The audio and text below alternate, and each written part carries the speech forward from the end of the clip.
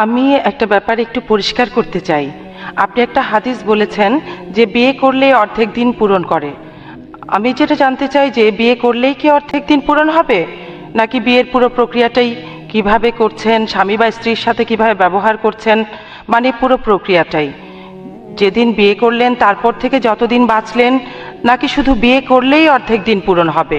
বোন, আপনি খুব সুন্দর প্রশ্ন করেছেন। একটা হাদিসের কথা বললেন যে বিয়ে করলে অর্ধেক দিন পূরণ হয়। এখানে কি বিয়ে করলে অর্ধেক দিন পূরণ হবে নাকি পুরো প্রক্রিয়াটাই ধরতে হবে?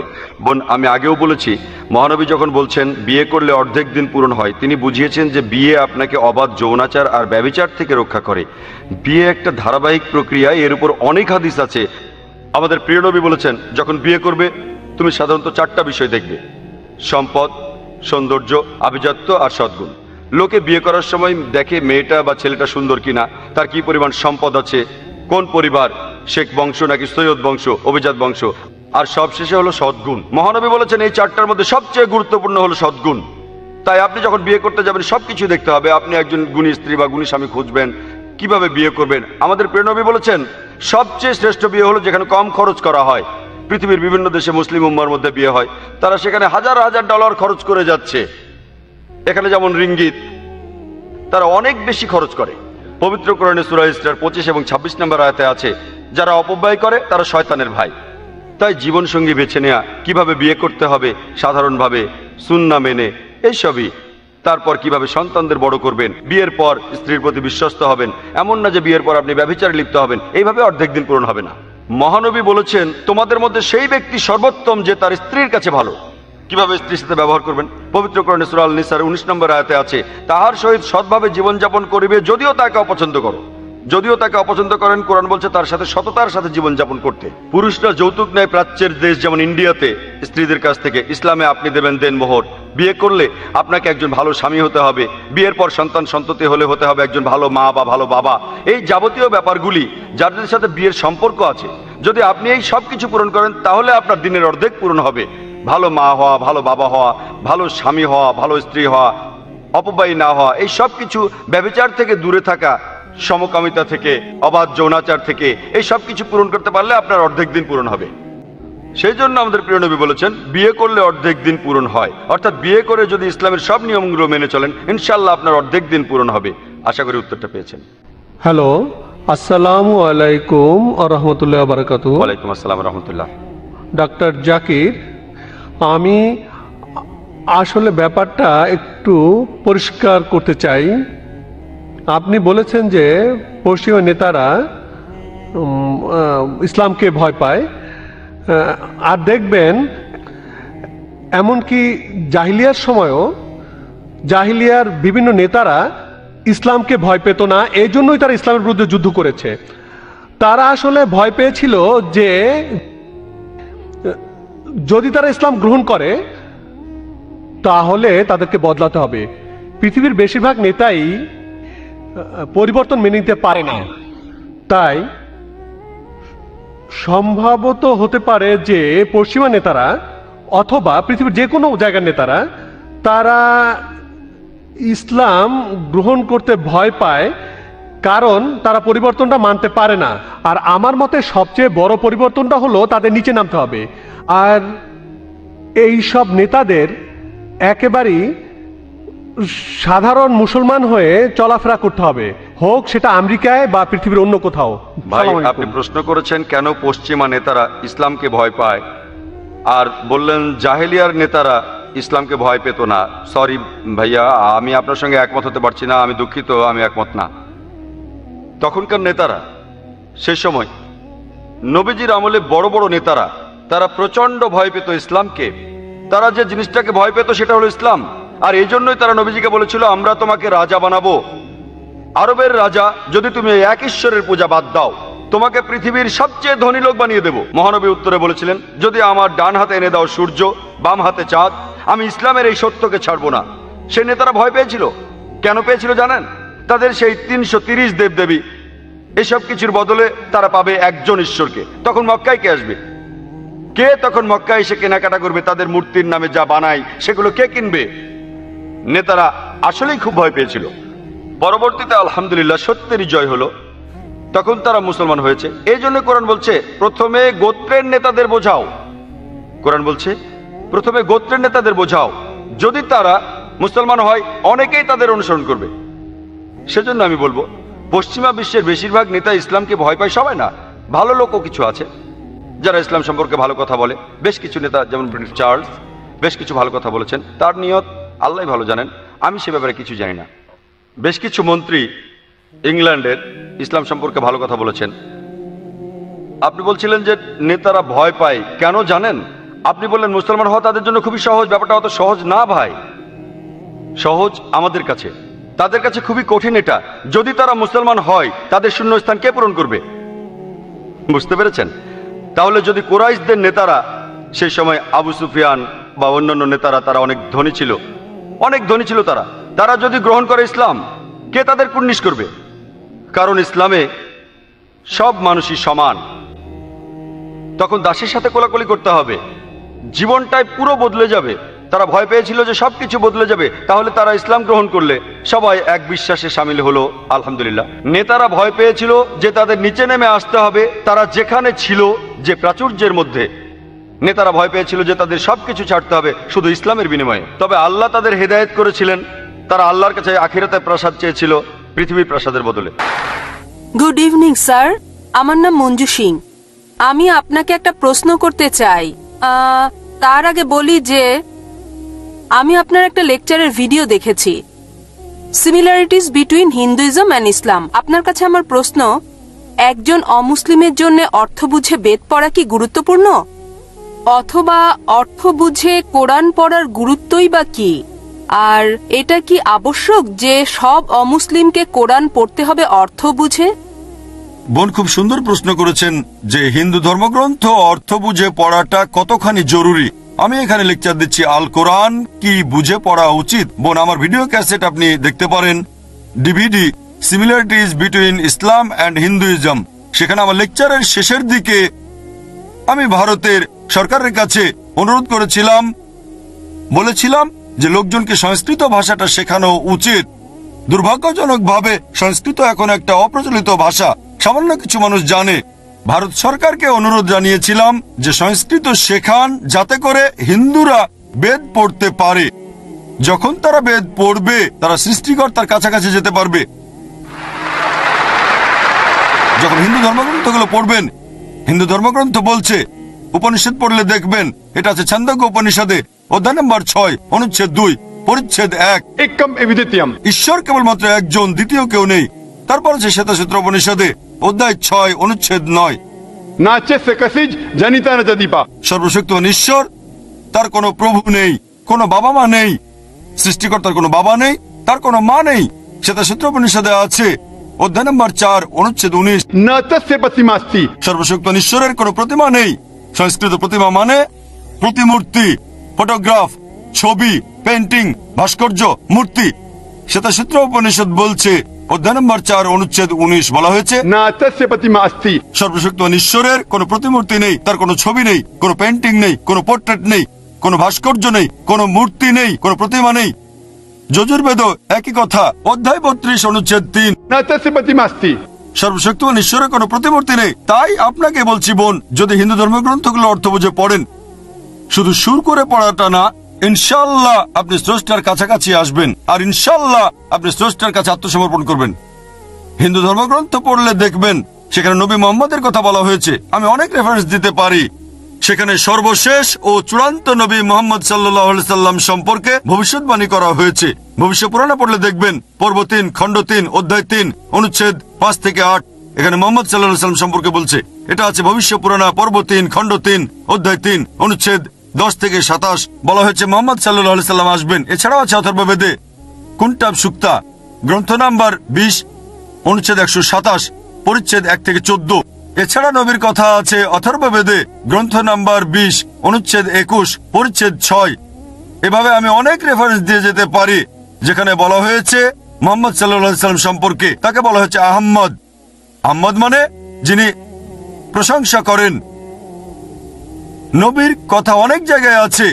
যদি আপনি পড়েন উত্তর চিক মন্ত্র নাম্বার 1500, এখানে বলা হয়েছে আহম্মদ মুহাম্মদ সাল্লাল্লাহু আলাইহি সাল্লাম। তারপর দেখবেন ইন্দ্র অধ্যায় নম্বর 2 অনুচ্ছেদ 152 আহমেদের কথা বলা হয়েছে। তারপর আছে যজুর্বেদ অধ্যায় নম্বর 31 অনুচ্ছেদ 19 আহমেদের কথা বলা হয়েছে। এছাড়াও নবীকে বলা হয়েছে নরসংসা।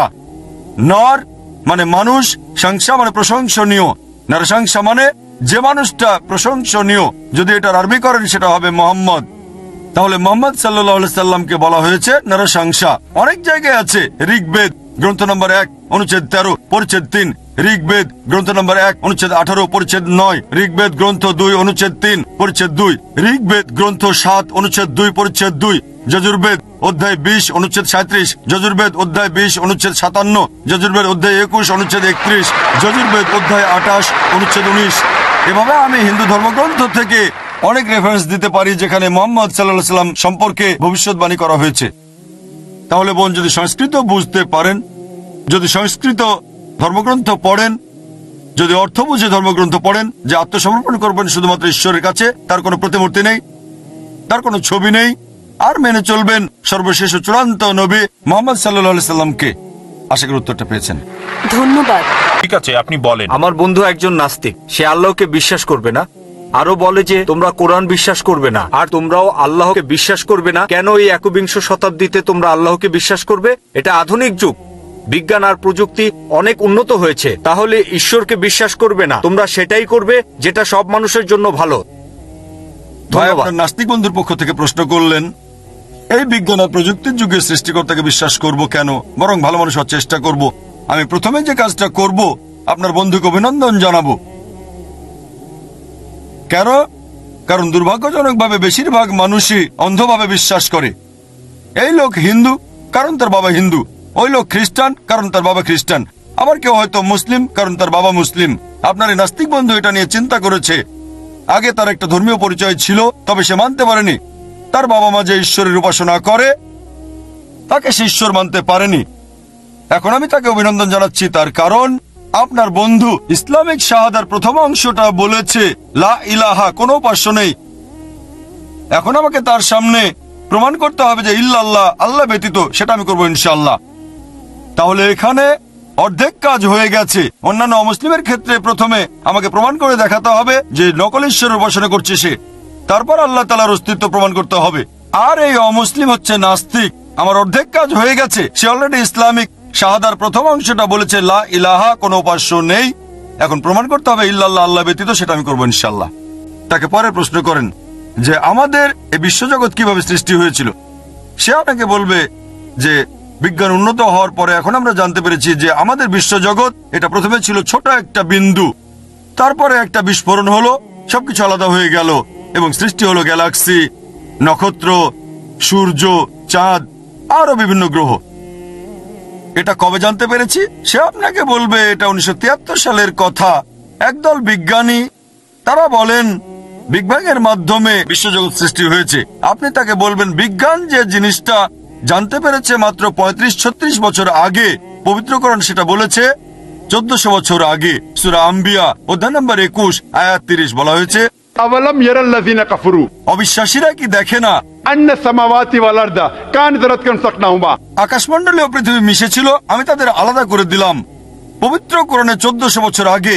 কে এই কথাগুলো বলতে পারেন? সেই নাস্তিক হয়তো বলবে এটা হঠাৎ করে মিলে গেছে। তর্ক করবেন না, বলে যান। তাকে পরের প্রশ্ন করেন আমাদের পৃথিবীর আকার কেমন? সে আপনাকে বলবে আগেকার দিনে পৃথিবীর মানুষ ভাবতো যে আমাদের এই পৃথিবী হচ্ছে সমতল। এরপর 1579 সালে স্যার ফ্রান্সিস ড্রেক জাহাজে পুরো পৃথিবী ঘুরে এসে প্রমাণ করলেন যে পৃথিবী বর্তুলাকার। আপনারা এটা জেনেছেন 1579 সালে, মানে প্রায় 400 বছর আগে। কোরআন একথা বলেছে 1400 বছর আগে। পবিত্র কোরআন বলছে সূরা নাজিয়াত অধ্যায় নম্বর 79 আয়াত নম্বর 30, ওয়াল আরদা বাদা যালিকা দাহাহা, তারপর আমি পৃথিবীকে বানিয়েছি ডিম্বাকৃতি। দাহাহার একটা অর্থ হচ্ছে বিস্তৃত, মানে পৃথিবীকে বানিয়েছি বিস্তৃত। আরেকটা অর্থ এটার মূল শব্দ দুইয়া, তার মানে ডিম। এখানে সাধারণ কোনো ডিমকে বোঝানো হচ্ছে না। এখন আমরা জানি যে পৃথিবী বলের মতো গোলাকার নয়, এটা পূর্বে আর পশ্চিমে চাপা। পৃথিবী দেখতে অনেকটা বর্তুলাকার। আর আরবি শব্দ দাহাহা দিয়ে সাধারণ কোনো ডিমকে বোঝানো হচ্ছে না, নির্দিষ্ট করে বলা হয়েছে উট পাখির ডিমকে। আর আপনারা যদি উট পাখির ডিম ভালো করে দেখেন তাহলে দেখবেন যে এটাও বর্তুলাকার। চিন্তা করেন, পবিত্র কোরআন বলেছে পৃথিবী বর্তুলাকার এটা বলেছে 1400 বছর আগে। আপনার বন্ধুকে বলবেন কোরআনে এই কথাটা কে বলতে পারেন, সে তখন বলবে হয়তো তোমাদের নবী মুহাম্মদ সাল্লাল্লাহু আলাইহি সাল্লাম খুব বুদ্ধিমান ছিলেন। তর্ক না, বলে যান। তাকে বলেন চাঁদের আলোটা তার নিজস্ব নাকি প্রতিফলিত আলো? আপনার বন্ধু তখন বলবে আগেকার দিনের মানুষ ভাবতো চাঁদের আলোটা তার নিজস্ব আলো। এই কিছুদিন আগে, 100 বছর আগে, 200 বছর আগে, 300 বছর আগে আমরা জানতে পেরেছি যে চাঁদের আলোটা তার নিজস্ব আলো নয়, প্রতিফলিত আলো। আপনারা যেটা জেনেছেন কিছুদিন আগে, কোরআন সেটা বলেছে 1400 বছর আগে। সূরা ফুরকান অধ্যায় নম্বর 25 আয়াত নম্বর 61 কোরআন বলছে সূর্যের আলো তার নিজস্ব আলো, আর সেখানে চাঁদের আলোকে বলা হয়েছে মুনির বা নূর, মানে ধার করা আলো, প্রতিফলিত আলো। কে এই কথা বলতে পারে 1400 বছর আগে যে চাঁদের আলো তার নিজস্ব আলো নয়, প্রতিফলিত আলো? সে কিছুক্ষণ চুপ থেকে হয়তো বলবে আচ্ছা হতে পারে, তোমাদের নবী খুব বুদ্ধিমান লোক ছিলেন। তর্ক না, বলে যাচ্ছে। আর বিজ্ঞান এখন জানতে পেরেছে যে নিজ অক্ষের চারপাশে ঘুরে আসতে সূর্যের প্রায় 25 দিন সময় লাগে। কোরআনে এই কথা কে বলতে পারেন 1400 বছর আগে? যেটা বিজ্ঞান জেনেছে সেদিন, হয়তো 20 বছর আগে, 30 বছর আগে। সে কথা বলবে না, উত্তরের অপেক্ষায় থাকবেন না, আপনি বলে যান। কোরআন বলছে আকাশের কথা। আল্লাহ তাআলা আকাশকে বানিয়েছেন সুরক্ষিত ছাদ, এটা ছাড়া পৃথিবীতে প্রাণী বাস করতে পারত না। সূরা আম্বিয়া অধ্যায় নম্বর 21 আয়াত নম্বর 32 কোরআন বলছে পানিচক্র সম্পর্কে। এটা অনেক জায়গায় বলা হয়েছে। সূরা জুমার অধ্যায় নম্বর 39 আয়াত নম্বর 21, সূরা রুম অধ্যায় 30 আয়াত 24, সূরা হিজর অধ্যায় 15 আয়াত 22, সূরা মুমিনুন অধ্যায় 23 আয়াত 18, সূরা নূর অধ্যায় 24 আয়াত 40, সূরা আরাফ অধ্যায় 7 আয়াত 57। অনেক জায়গায় পবিত্র কোরআনে পানিচক্র সম্পর্কে একেবারে বিস্তারিত বলা হয়েছে। কে 1400 বছর আগে এই কথাগুলো বলতে পারেন? সে কথা বলবে না, সমস্যা নেই, আপনি বলে যান। কোরআন বলছে বায়োলজি সম্পর্কে, প্রাণবান সবকিছু সৃষ্টি করলাম পানি থেকে। কোরআন বলছে বোটানি সম্পর্কে, যে আমি সব গাছপালা সৃষ্টি করেছি জোড়ায় জোড়ায়, তার মানে হচ্ছে দুটো লিঙ্গ, পুরুষ ও স্ত্রী। সূরা তাহা অধ্যায় নম্বর 20 আয়াত নম্বর 53 কোরআন বলছে প্রাণীদের সৃষ্টি করা হয়েছে পানি থেকে। সূরা নূর অধ্যায় নম্বর 24 আয়াত নম্বর 45 কোরআন বলছে যে মানুষও সৃষ্টি করেছে পানি থেকে। সূরা ফুরকান অধ্যায় নম্বর 25 আয়াত নম্বর 54। এছাড়াও কোরআন বলছে জেনেটিক্স নিয়ে যে পুরুষের শুক্রাণুই সন্তানের লিঙ্গ নির্ধারণ করে। সূরা নাজম অধ্যায় নম্বর 53 আয়াত 45 ও 46। এছাড়াও সূরা কিয়ামা অধ্যায় নম্বর 75 আয়াত 37 থেকে 39 কোরআন বলছে ভ্রূণবিদ্যা সম্পর্কে। কোরআন বলছে জিওলজি সম্পর্কে, বলছে সমুদ্রবিদ্যা সম্পর্কে। এ বিষয়ে কয়েক ঘন্টা লেকচার দিতে পারি। কোরআনের বৈজ্ঞানিক তথ্য বলার পরে আপনার বন্ধুকে আপনি বলেন কোরআনে কে এই কথাগুলো 1400 বছর আগে বলতে পারে? সে তখন একটা উত্তরই দেবে, সেটা স্রষ্টা, উৎপাদনকারী, কারিগর, আবিষ্কারক। এই স্রষ্টা, এই উৎপাদনকারী, এই কারিগর, আমরা মুসলিমরা তাকে বলি আল্লাহ, বলি স্রষ্টা। বর্তমানের বিজ্ঞান ঈশ্বরকে বাদ দিচ্ছে না, ঈশ্বরের কিছু মডেলকে বাদ দিচ্ছে। লা ইলাহা ইল্লাল্লাহ। এ কারণে একজন বিখ্যাত দার্শনিক ফ্রান্সিস বেকন তিনি বলেছেন বিজ্ঞান সম্পর্কে অল্প জানলে আপনি হবেন নাস্তিক, তবে বিজ্ঞান সম্পর্কে বেশি জানলে সৃষ্টিকর্তার কাছাকাছি চলে আসবেন। আপনার বন্ধুকে আমার ভিডিও ক্যাসেট দেখতে বলবেন is the Quran God's word আর কোরআন এন্ড মডার্ন সায়েন্স। এখানে আমি প্রমাণ করেছি আল্লাহ সুবহানাহু ওয়া তাআলার অস্তিত্ব। আশা করি উত্তরটা পেয়েছেন। ভাই, আপনি আসলে 3টা প্রশ্ন করেছেন। প্রথমটা হলো দাওয়ার ব্যাপারে, ইসলামের প্রসারে একজন মুসলমানের দায়িত্ব কি। দ্বিতীয়টা হলো যারা কোনো ধর্ম বিশ্বাস করে না তাদেরকে আমরা কিভাবে বোঝাবো, অর্থাৎ নাস্তিক। আর তৃতীয়টা হলো যারা নিজেদের খোদা বলে দাবি করে, যেমন ইন্ডিয়াতে, এমন খোদাকে কিভাবে বোঝাবো যে খোদা অন্য কেউ। প্রথমটার উত্তর আমি দিয়েছি, আরেকটু বলি। যখন বলছি যে আমরা আমাদের দায়িত্ব পালন করছি না, তার মানে এই না যে মুসলমানরা কোনো কাজই করছে না। পশ্চিমা বিশ্বে কিছু ইসলামী অর্গানাইজেশন রয়েছে, ভালো অর্গানাইজেশন, যেমন ইসনা, ইকনা, আলহামদুলিল্লাহ তারা কাজ করে যাচ্ছে। তবে তাদের যেটা করা উচিত, এই অর্গানাইজেশনগুলো না, সামগ্রিক মুসলমানেরা তাদের যেটা করা উচিত সেটা করছে না। এমন না যে পশ্চিমারা শুধু এই কাজগুলো করবে, পুরো মুসলমান উম্মার করা উচিত। আমি বলছি না যে শুধু আমেরিকা বা অন্য জায়গার মুসলমানদের করা উচিত, পুরো মুসলিম উম্মার করা উচিত। আর তাই উম্মা হিসেবে যতক্ষণে আমাদের করা উচিত ততক্ষণে আমরা করছি না। তবে বেশ কিছু অর্গানাইজেশন আছে, আমি পশ্চিম বিশ্বে অনেকবার গিয়েছি। ভাই ইউসুফ ইসলাম, তার খুব সুন্দর একটা স্কুল আছে, ইসলামের উপর সেরা স্কুলগুলোর একটা। ইসলামিক ফাউন্ডেশন আছে লেস্টারে। আমেরিকায় আছে ISNA, Islamic society for north America. আরো আছে IQNA, Islamic circle of north America, আলহামদুলিল্লাহ বেশ কিছু অর্গানাইজেশন আছে। তবে আসলে এই প্রচেষ্টাই যথেষ্ট নয়, আরো অনেককে আসতে হবে, মাত্র কয়েকজন হলে হবে না। দ্বিতীয় প্রশ্নে আসি, যারা ঈশ্বরে বিশ্বাস করে না তাদেরকে কিভাবে বোঝাবো। আর তৃতীয় হলো নিজেদেরকে যারা খোদা বলে দাবি করে, যারা ধর্মগ্রন্থে বিশ্বাস করে না, ঈশ্বরে বিশ্বাস করে না, তারা হলো নাস্তিক। আপনার প্রশ্ন হলো কিভাবে তাদের বোঝাবো। খ্রিস্টান বা হিন্দুরা ধর্মগ্রন্থে বিশ্বাস করে, তাদের সঙ্গে ধর্মগ্রন্থ নিয়ে কথা বলা যায়। কেমন করে নাস্তিককে বোঝাবেন জানি না। বিকেলে আমার লেকচারের সময় আপনি ছিলেন কিনা, তখন বলেছিলাম মূল চাবিকাঠির কথা। সূরা আল ইমরানের 64 নম্বর আয়াতে উল্লেখ আছে, বলা হয়েছে যে তাআলাউ ইলা কালিমাতিন সাওয়াইন বাইনানা বাইনাকুম, এসো সে কথায় যা তোমাদের এবং আমাদের একই। দাওয়ার মূল চাবিকাঠি হলো তোমাদের এবং আমাদের মধ্যে একই কথায় এসো। সেজন্য ভাই প্রশ্ন করলেন নাস্তিককে কিভাবে বোঝাবো। নাস্তিকের সাথে কি কোনো মিল রয়েছে? কোনো মিল রয়েছে? তাহলে কিভাবে একজন নাস্তিককে বোঝাবো? কোন নাস্তিকের সাথে আমার দেখা হলে প্রথমেই তাকে অভিনন্দন জানাই, আমি সেই নাস্তিককে অভিনন্দন জানাই। আপনি বলতে পারেন কেন আমি একজন নাস্তিককে অভিনন্দন জানাচ্ছি? আমি তাকে অভিনন্দন জানাচ্ছি কারণ এই লোকটা খ্রিস্টান, তার বাবা খ্রিস্টান বলে, এই লোকটা হিন্দু, তার বাবা হিন্দু বলে, অনেকে মুসলমান, তাদের বাবা মুসলমান বলে। এই নাস্তিক লোকটা ভাবছে সে হয়তো খ্রিস্টান ঘরে জন্মেছে অথবা হিন্দু ঘরে। হিন্দু ঘরে জন্মালে হয়তো ভাবছে এক দেবতা আরেক দেবতার সাথে যুদ্ধ করছে, দেবতার স্ত্রীকে অপহরণ করা হচ্ছে, দেবতা তাকে বাঁচানোর জন্য ছুটে যাচ্ছে, আমি যদি বিপদে পড়ি এই দেবতা কিভাবে সাহায্য করবে, দেবতাকে ক্রুশে ঝুলিয়ে মারা হচ্ছে। সে ভাবছে এই ঈশ্বর কিভাবে তাকে সাহায্য করবে, তাই সে এইসব বিশ্বাস করে না। আমি তাকে অভিনন্দন জানাই কেন? কারণ ইসলামিক শাহাদার প্রথম অংশটা সে বলে ফেলেছে, লা ইলাহা, কোনো ঈশ্বর নাই। আমাকে যা করতে হবে পরের অংশটা বলাতে হবে ইল্লাল্লাহ, যেটা আমি করবো ইনশাল্লাহ। তাহলে আমার অর্ধেক কাজ হয়ে গেছে। হিন্দু বা খ্রিস্টানকে আগে বোঝাতে হবে তার ঈশ্বরের পূজা করা ভুল, আর তারপর তাকে বোঝাতে হবে আল্লাহ সুবহানাহু ওয়া তাআলার কথা। এখানে আমার অর্ধেক কাজ হয়ে গেছে। সে অলরেডি বিশ্বাস করে কোনো ঈশ্বর নাই। আমার কাজ এখানে সহজ, তাই তাকে অভিনন্দন জানাই। লা ইলাহা, কোনো ঈশ্বর নাই। এখন প্রমাণ করতে হবে ইল্লাল্লাহ, যেটা আমি করবো ইনশাল্লাহ। আর এ ব্যাপারে আমার লেকচার পাবেন বিভিন্ন ক্যাসেটে। কোরআন কি আল্লাহর বাণী, কোরআন ও আধুনিক বিজ্ঞান নিয়ে কিছু কথা এখন আমি আপনাদের সামনে সংক্ষেপে বলবো। আমি তাকে প্রথমে বলবো, ধরুন আপনার হাতে একটা জিনিস আছে, একটা যন্ত্র, যেটা পৃথিবীর অন্য কেউ দেখেনি। যদি একজন নাস্তিককে বলি, সেই যন্ত্রটা প্রথমে আপনার হাতে দেওয়া হলো, আপনার সামনে। এই যন্ত্রটা, এই জিনিসটা পৃথিবীর অন্য কেউ দেখেনি, কেউ না। প্রথমেই এটা আপনার কাছে নিয়ে আসা হলো। কে আপনাকে বলতে পারবে সবার আগে এই যন্ত্রটা কিভাবে কাজ করে? ভেবে দেখেন তো, কে সবার আগে বলতে পারবে? কে বলতে পারবে যন্ত্রটা কিভাবে কাজ করে? আপনারা কেউ বলতে পারবেন? এর প্রস্তুতকারী।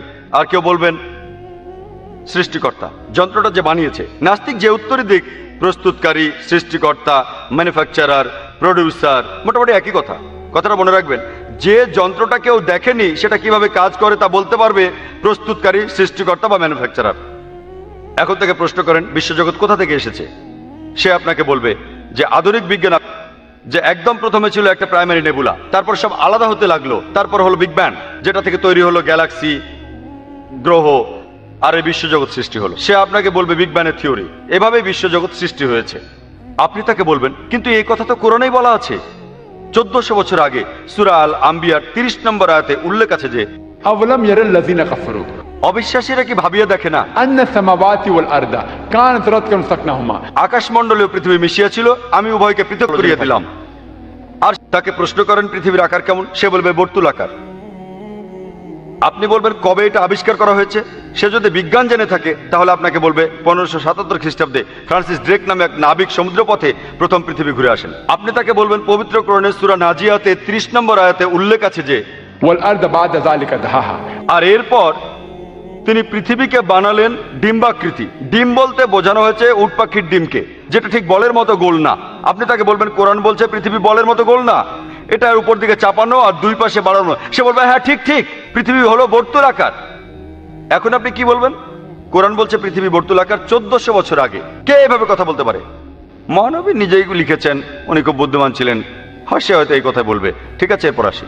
চাঁদের যে আলো সেটা কি নিজের আলো নাকি ধার করা আলো? সে হয়তো বলবে ধার করা আলো। পবিত্র কোরআনের সূরা ফুরকানের 61 নম্বর আয়াতে বলা হয়েছে, আমি স্কুলে পড়েছিলাম সূর্য স্থির হয়ে থাকে, সে চারপাশে ঘুরে না। পবিত্র কোরআনের সূরা আল আম্বিয়া 33 নম্বর আয়াতে বলা হয়েছে, হুয়াল্লাযী খালাকাল লাইলা ওয়ান নাহারা, আল্লাহ সৃষ্টি করেছেন দিবস এবং রাত্রি, والشمس والقمر চন্দ্র এবং সূর্য, كل في فلك يسبحون। প্রত্যেকে নিজ নিজ কক্ষপথে বিচরণ করে। কোরআন বলছে সূর্য তার কক্ষপথে বিচরণ করে। স্কুলে এটা শিখিনি যে সূর্য বিচরণ করে, সূর্য স্থির থাকে। সে বলবে বিজ্ঞান কিছুদিন আগে এটা আবিষ্কার করেছে যে সূর্য চারপাশে ঘোরে আর 25 দিনে সূর্য একটা প্রদক্ষিণ পুরো করে। কোরআন কিভাবে কথা বলতে পারলো? তাকে জিজ্ঞেস করেন, সে কিছু বলতে পারবে না। আর এভাবে কোরআন বলছে বায়োলজির কথা, জীবজগতের সৃষ্টি হয়েছে পানি থেকে। কে কথা বলতে পারে? কোরআন পানি চক্রের কথা বলেছে, কিভাবে পানি উপরে ওঠে, তারপর মেঘ হয়, মেঘ থেকে বৃষ্টি হয়, সেই পানি নিচে পড়ে, এটাই হলো পানি চক্র। কোরআন বলছে লোনা পানি আর মিষ্টি পানির কথা। তিনি দুই দরিয়াকে প্রবাহিত করেছেন, মিষ্ট আর লোনা উভয়ের মধ্যে রাখিয়ে দিয়েছেন অনতিক্রম্য ব্যবধান। কোরআনের সূরা ফুরকানের 53 নম্বর আয়াত এবং সূরা রহমানের 1920 নম্বর আয়াতে আছে। কোরআন বলছে জিওলজির কথা, আমি কি ভূমিকে সহ্য করি নাই, والجبال أوتادا এবং পর্বত সমূহকে কিল, এটা সূরা নাবার 6 এবং 7 নম্বর আয়াতে আছে। এ কথা কে বলতে পারে? আরো বলতে থাকুন। যদি 3 বার টস করি, 3 বারে আমি ঠিক বলবো, সেটার সম্ভাবনা অর্ধেক গুণ অর্ধেক গুণ অর্ধেক সমান 8 ভাগের 1 ভাগ, অর্থাৎ 12.5%। একইভাবে যদি প্রবাবিলিটি থিওরি দিয়ে কোরআনকে দেখেন যে পৃথিবীর কতগুলো আকারের কথা এক মানুষ চিন্তা করতে পারে, একজন 30টার বেশি চিন্তা করতে পারে। এটা হতে পারে বর্গাকার, হতে পারে চ্যাপ্টা, হতে পারে চতুর্ভুজ, হতে পারে আয়তাকার, হতে পারে ত্রিভুজের মতো, হতে পারে বর্তুলাকার, 30টা আকার। আর এটা আন্দাজে বলে মিলিয়ে দেবে তার সম্ভাবনা 30 ভাগের 1 ভাগ। চাঁদের আলো তার নিজস্ব নাকি ধার করা, কেউ একজন আন্দাজে বললে তার ঠিক হওয়ার সম্ভাবনা 2 ভাগের 1 ভাগ। এই দুটো ঠিক মতো বলার সম্ভাবনা 30 ভাগের 1 ভাগ গুণ অর্ধেক সমান 60 ভাগের 1 ভাগ। কোন মানুষ আন্দাজে বলবে এই জীব জগৎ কোথা হতে সৃষ্টি হয়েছে। যে লোক মরুভূমিতে থাকে সে প্রথমে বলবে বালির কথা, কাঠ হতে পারে অন্য কোনো বস্তু, অ্যালুমিনিয়াম, হতে পারে আয়রন। আর এখানে মানুষ 10,000টা জিনিসের কথা ভাবতে পারে যা দিয়ে জীবজগৎ তৈরি হয়েছে। এখানে আন্দাজে বললে সেটা ঠিক হওয়ার সম্ভাবনা 10,000 ভাগের 1 ভাগ। এই 3টা উত্তরই ঠিক হওয়ার সম্ভাবনা 30 ভাগের 1 ভাগ গুণ অর্ধেক গুণ 10,000 ভাগের 1 ভাগ সমান 6 লক্ষ ভাগের 1 ভাগ, 0.00017, অর্থাৎ 0.017%। 3টি বিষয়ের সম্ভাবনা আসলো 0.017%। সবগুলো যদি যোগ করে কোরআন 1000টা কথা বলেছে বিজ্ঞান সম্পর্কে। আর ম্যাথমেটিক্স আমাদের বলে যদি 0.00 পরে আরো 50টা জিরো বসানো হয় সেটার অর্থ জিরোই হয়। তাহলে কোরআনে সবকিছু আন্দাজে বলা হয়েছে, তার সম্ভাবনাও জিরো। কে এই কথাগুলো বলতে পারে? তিনিই বলতে পারেন, সৃষ্টিকর্তা, প্রস্তুতকারী, ম্যানুফ্যাকচারার। এই সৃষ্টিকর্তাকে আমরা বলি আল্লাহ সুবহানাহু ওয়া তাআলা। এটা সংক্ষেপে বললাম। বিস্তারিত জানতে চাইলে আমার ভিডিও ক্যাসেট দেখুন। কোরআনকে আল্লাহর বাণী। অনেকভাবে প্রমাণ করা যায় যে কোরআন আল্লাহর বাণী। তৃতীয় প্রশ্নটা হলো যে একজন মানুষ খোদাকে কিভাবে বোঝাবো যে সে ভুল পথে চলছে ইত্যাদি। আমি আমার লেকচারে একটা লিটমাস টেস্টের কথা বলেছিলাম। সূরা ইখলাসের 1 থেকে 4 নম্বর আয়াতে উল্লেখ আছে যে আপনি তাকে বলবেন যদি সে খোদা হয়ে থাকে সে কি এই পরীক্ষা পাশ করবে? মনে করেন কেউ আপনাকে বলল এটা একটা সোনার অলংকার, এটা তোমার কাছে বিক্রি করব, 24 ক্যারেট সোনা। কি করবেন? কিনে ফেলবেন? আপনি তখন পরীক্ষা করে দেখবেন কথাটা সত্যি কিনা। আপনি সেটা কোষ্ঠী পাথরে পরখ করবেন। আপনি স্বর্ণকারের কাছে গিয়ে বলবেন একটা লোক আমার কাছে এটা বিক্রি করতে এসেছে আর সে বলছে এটা 24 ক্যারেট সোনা। আপনি স্বর্ণকারের কাছে যাবেন, সে অলংকারটা নিয়ে দেখবে, তারপর সেটা কোষ্ঠী পাথরে ঘষবে, তারপর সে রং মেলাবে। 24 ক্যারেটের সাথে মিললে 24 ক্যারেট, 22 ক্যারেটের সাথে মিললে 22 ক্যারেট, 18 ক্যারেটের সাথে মিললে 18 ক্যারেট। এটা সোনা নাও হতে পারে, কারণ চকচক করলে সবকিছু সোনা হয় না। তাহলে রজনীশের যে উদাহরণটা দিলাম, রজনীশকে ধরুন। উদাহরণস্বরূপ রজনীশ সে নিজেকে খোদা বলে, তাকে সূরা ইখলাসের পরীক্ষায় ফেলুন। কুল হুয়াল্লাহু আহাদ আল্লাহুস সামাদ লাম ইয়ালিদ ওয়া লাম ইউলাদ ওয়া লাম ইয়াকুল লাহু কুফুয়ান আহাদ। তাকে পরীক্ষায় নিয়ে আসুন। তিনি আল্লাহ এক এবং অদ্বিতীয়। রজনীশ কি এক এবং অদ্বিতীয়? যে নিজেকে খোদা বলে দাবি করে, যীশু খ্রিস্ট, রাম, লক্ষণ, সবাইকে পরীক্ষা করতে পারেন। এখানে হিকমা দিয়ে তাদের বোঝানো যায় আমি কারো ঈশ্বরকে ছোট করতে চাই না। যেমন পবিত্র কোরআনে সূরা আনামের 108 নম্বর আয়াতে আছে, আল্লাহ ছাড়া যাদের তারা ডাকে তাদের গালি দিও না, কেননা তারাও অজ্ঞানবশত গালি দিবে আল্লাহ সুবহানাহু ওয়া তাআলাকে। তাহলে এই লোকগুলো যারা নিজেদের খোদা বলে দাবি করে তাদের পরীক্ষা করবেন সূরা ইখলাসের কোষ্ঠী পাথরে, আর প্রমাণ করতে পারবেন তারা খোদা নয়। যদি খোদা না হয় তাহলে তো কোনো ধর্মগ্রন্থের কথাই আসছে না। আশা করি উত্তর পেয়েছেন।